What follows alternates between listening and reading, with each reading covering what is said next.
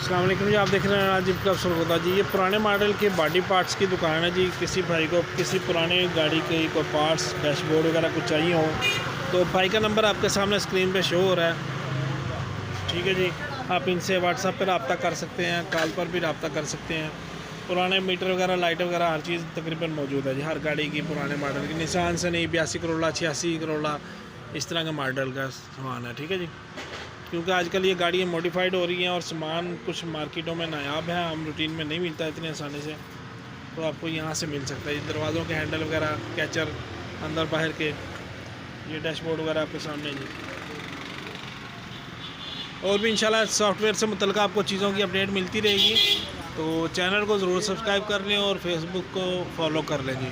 Videos को share किया करें ताकि किसी भाई का फ़ायदा हो सके। ठीक है जी, ये देख लें, डिपर वगैरह भी हैं। ठीक है दोस्तों, वीडियो देखने का शुक्रिया। अल्लाह हाफिज़।